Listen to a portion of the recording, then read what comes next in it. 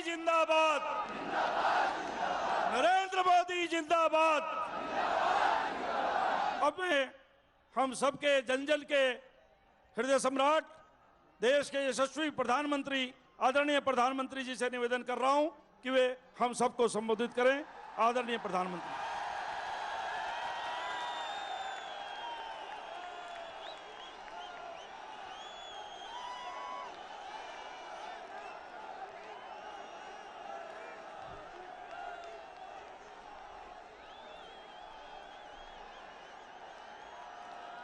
भारत माता की,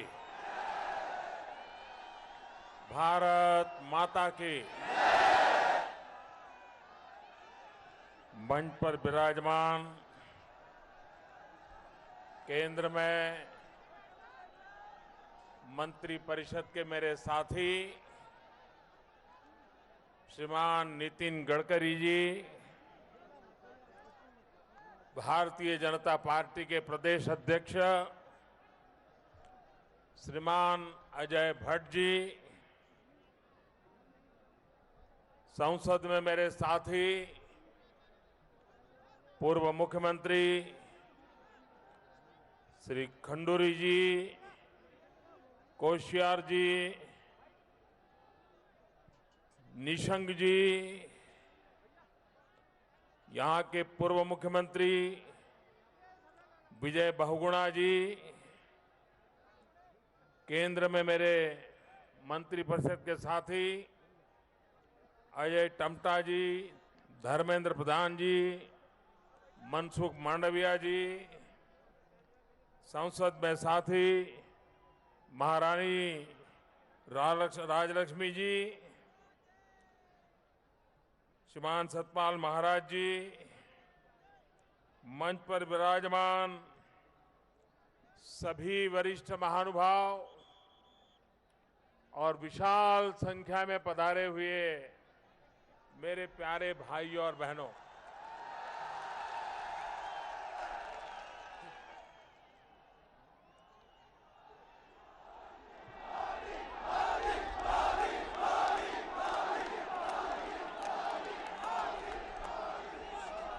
आप लोगों ने आज कमाल कर दिया है जी।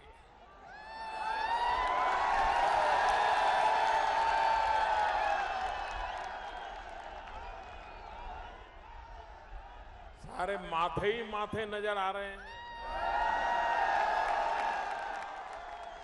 वहां दूर दूर छत पर इतनी भीड़ है, मुझे मालूम नहीं उनको सुनाई दे रहा है कि नहीं दे रहा है।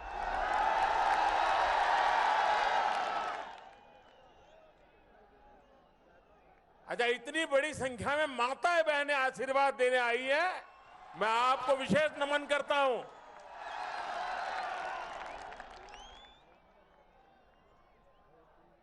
भाइयों बहनों,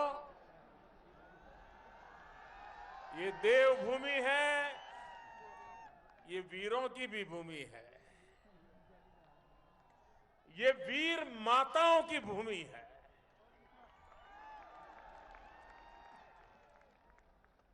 और उस धरती पर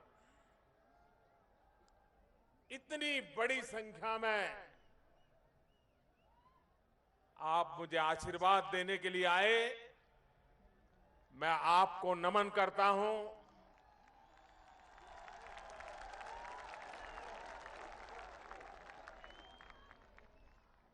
आज मेरे मन में आप लोगों के खिलाफ एक शिकायत करने की इच्छा है।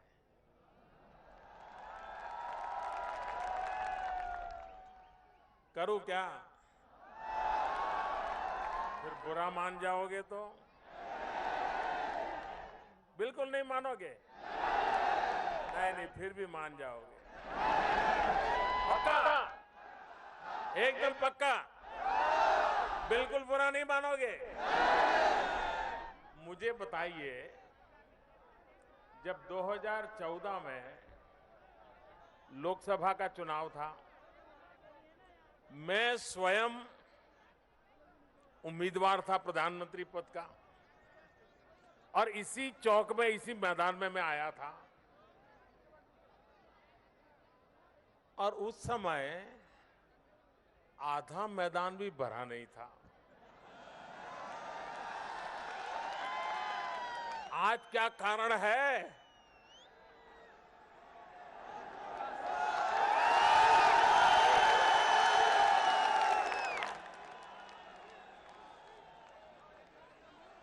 अच्छा, उस समय आधा मैदान भरा था, फिर भी आपने अच्छे अच्छे लोगों को धूल चटा दी, घर भेज दिया, सबके सबको जिता दिया। इस बार क्या होगा इसका मैं अनुमान लगा सकता हूं।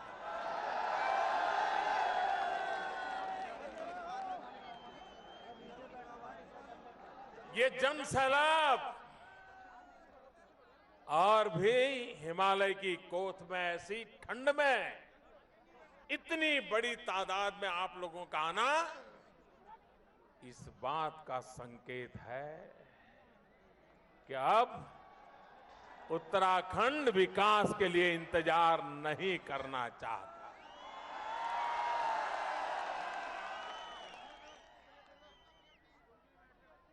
भाइयों बहनों, आज यहां जिस प्रकल्प का शिलान्यास हुआ है, उत्तराखंड के लोगों को तो खुशी होना बहुत स्वाभाविक है, लेकिन आज ये शिलान्यास उन हजारों लोगों को श्रद्धांजलि है जो केदारनाथ के हादसे में हिंदुस्तान के हर कोने से किसी ने अपनी जिंदगी गंवा दी थी। ये योजना देश के हर कोने से उस भयंकर हादसे में जो लोग मारे गए थे उनको एक प्रकार से तर्पण है, श्रद्धांजलि है। भाइयों बहनों, ये 4 धाम यात्रा के लिए उत्तम मार्ग, अच्छी व्यवस्था उत्तराखंड के लोगों को तो रोजी रोटी देगी, उत्तराखंड के विकास के लिए चारों दिशाओं में नए अवसर प्रदान करेगी, लेकिन ये शिलान्यास हर हिंदुस्तानी के मन को वो संतोष देने वाला अवसर है जिसके हृदय में कभी न कभी मां गंगा के तट पे आना है, हरिद्वार ऋषिकेश जाना है, बद्रीनाथ केदारनाथ गंगोत्री यमुनोत्री की यात्रा करने का जिसका सपना है, बूढ़े मां बाप को लेकर के आना चाहता है। आप कल्पना कर सकते हो आज का ये प्रकल्प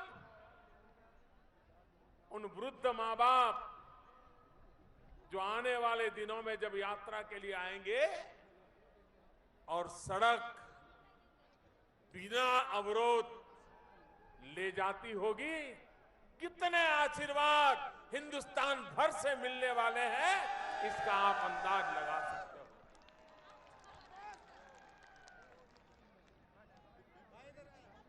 जब बद्रीनाथ केदारनाथ की यात्रा पे कोई आता है, जब निकलता है तो 2-3 दिन बीच में खाली रखता है। उसको वो टूर के ऑर्गेनाइजर के बताया था कि देखो भाई, वापिस आने का टाइम टेबल पक्का नहीं रहेगा। क्यों? बोले पूरी यात्रा के दरमियान कहीं तो कहीं लैंडस्लाइड हुआ होगा, 1-2 दिन रास्ते पर रुकना पड़ेगा, तब जाकर के मुश्किल से यात्रा हो पाएगी। भाइयों बहनों, अनिश्चितता के माहौल में यात्रालु का मन, यात्री का मन परमात्मा में लीन होना चाहिए। जिस मकसद से आया है हर चिंता से मुक्त होना चाहिए, लेकिन यहां तो उसको चिंता रहती है कि अगले मुकाम पर पहुंच पाएंगे कि कहीं लैंडस्लाइड हो जाएगी, कहीं ट्रैफिक जाम हो गया होगा, एक आध गाड़ी ब्रेकडाउन पड़ी होगी, तो हम आगे निकल पाएंगे कि नहीं निकल पाएंगे। इतनी कठिनाइयों के बीच आज हमारी यात्रा होती है। 125 करोड़ का देश, हर व्यक्ति के मन में अपने मां बाप को कभी न कभी बद्रीनाथ, केदारनाथ, गंगोत्री, यमुनोत्री के दर्शन कराने की इच्छा हो। लेकिन मेरे देश में ऐसी सरकारें आई कि 125 करोड़ देशवासियों की ये इच्छा पूरी करने के लिए भी आवश्यक सुविधाएं नहीं कर पाई। भाइयों बहनों, आपको लगता होगा कि मोदी जी आपने आते ही क्यों शुरू नहीं किया।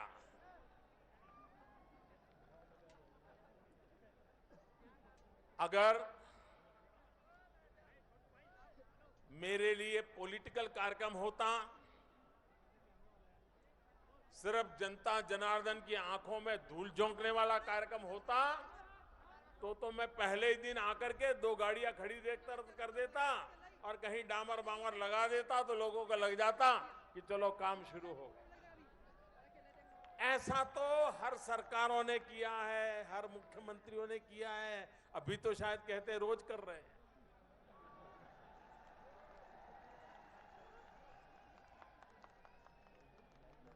अब जनता ये राजनेता समझ ले, वो जमाना चला गया। जनता है, सब कुछ जानती है।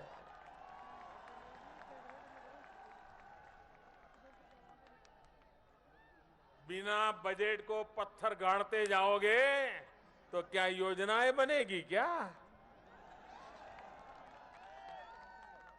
हंसते हुए चेहरे टीवी पे दिखा दोगे तो क्या गाड़ी चल जाएगी क्या? भाइयों बहनों, जल्दबाजी में करने वाली योजनाओं से राजनीति तो चल सकती है, लेकिन समाज नीति नहीं चल सकती, समाज का भला नहीं हो सकता। और इसलिए हमारे नितिन जी केंद्र में मेरे मंत्रिपरिषद के साथी कल्पकता के धनी हैं। दुनिया भर में जो अच्छा है उसको खोजने के लिए लगे रहते हैं। किसी से भी दूर दूर से पता चले कि उसके पास ये जानकारी है, तो सबसे पहले उसको समय देकर के उसको सुनना, समझना और अच्छे से अच्छा कैसे हो, उत्तम से उत्तम कैसे बने, हर पल नितिन जी ऐसा सोचने वाले मेरे साथी हैं। और इसलिए उन्होंने, क्योंकि सरकार बनी उस दिन से मैंने उनको एक काम दिया था, लेकिन उन्होंने दुनिया भर में ऐसे कच्चे पहाड़ के बीच से कैसे रास्ते निकाले जाएं और रास्ता ऐसा बने कि आने वाले 100 साल तक कभी किसी कठिनाइयों से गुजरना न पड़े, इस फिराक में लगे रहे। और आज दुनिया भर की कंसल्टिंग एजेंसियों की मदद से ऐसी एक उत्तम रचना की गई है, जिस उत्तम रचना के द्वारा मैं विश्वास दिलाता हूं देशवासियों को कि आप अब जब भी बद्रीनाथ, केदारनाथ, गंगोत्री, यमुनोत्री यात्रा पर आएंगे, जैसे पुराने जमाने में मां बाप को यात्रा कराने के लिए श्रवण को याद किया जाता है, आने वाले दिनों में जब आप सुखरूप यात्रा करोगे तो इस सरकार को, नितिन जी को आप जरूर याद करोगे, मैं आपको